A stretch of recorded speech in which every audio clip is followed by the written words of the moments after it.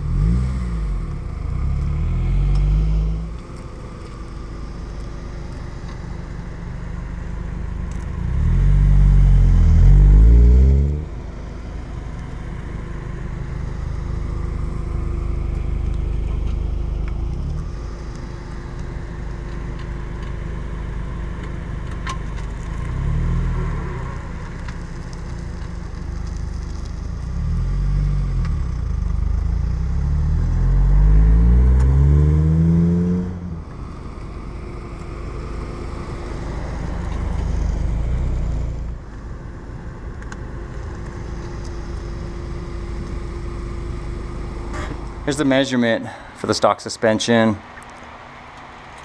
Looks like almost 25 and 15/16 or 25 and 7/8. That's the front driver wheel. We'll go to the rear. A little bit higher. This was actually 25 and 13/16.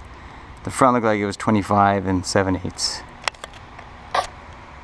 Now on the passenger side, passenger front, a little bit lower, 25 and 7/8, maybe just a tad lower than that. Another 1/16 of an inch. And then the rear, this was right about 26, almost spot on the money. So they're very, very similar, the stock suspension. Stock shocks and stock springs. Has a little over 90,000 miles on the car. We're going to install, this is the Eibach Sportline kit. 4.314U, that's the part number.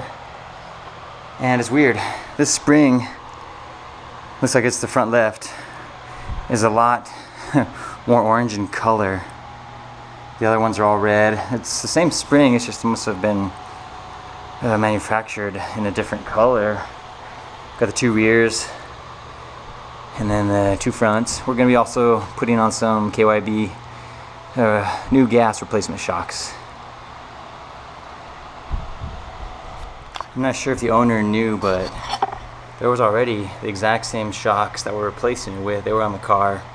I'm not sure when they were changed. Maybe he doesn't know either. I don't know if he bought the car brand new or if he bought it used.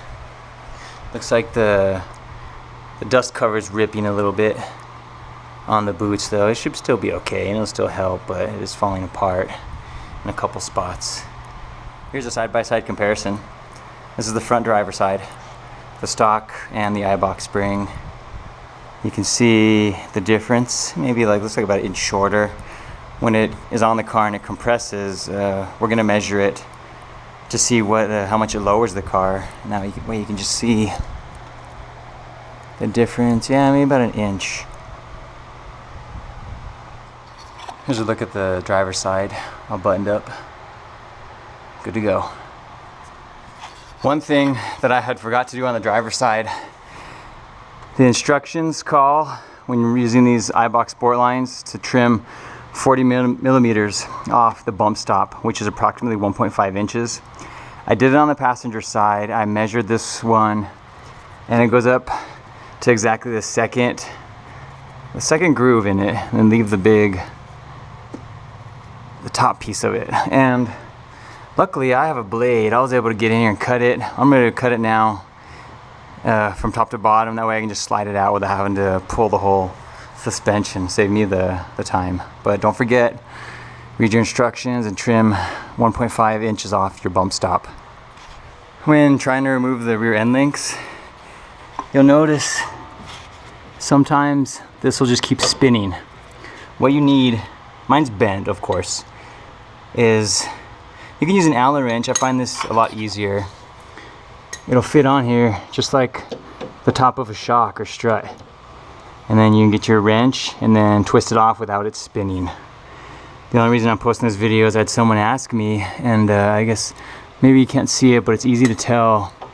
It just slides right in there and fits. What I do, I'm using a ratcheting 14, so I'll put it on my off side. Put the camera down real quick. Let's get that in there. And once you have it, you can actually start to loosen it up.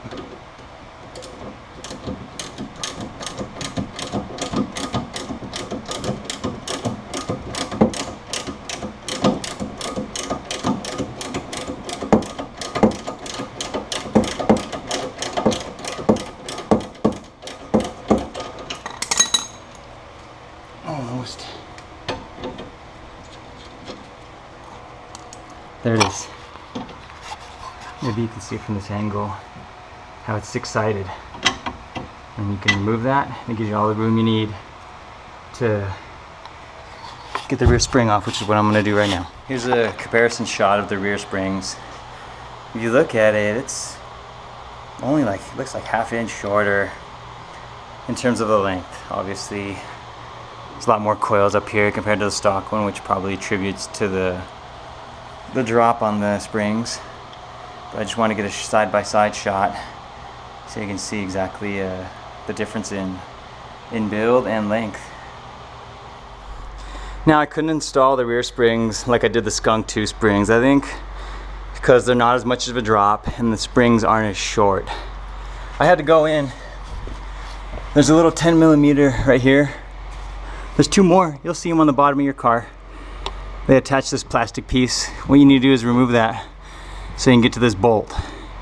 This bolt has a 14mm on the head, and it lets you remove the lower control arm so you can pull it down. I was able to pull it down, and obviously you can see I have the spring in place already. And now I'll probably use a jack to help me get it back in here, guide it, and then lift it up, because I will not be able to do it with just my arm strength alone. It's a little too difficult with the spring in there now, compressing the lower control arm.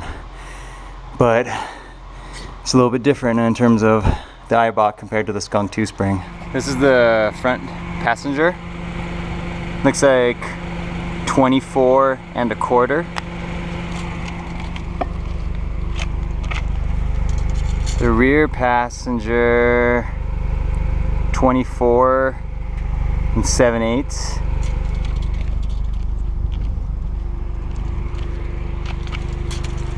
Rear driver, 24 7/8 also. And front driver, 24 and almost, what's that? Almost 24 1/2.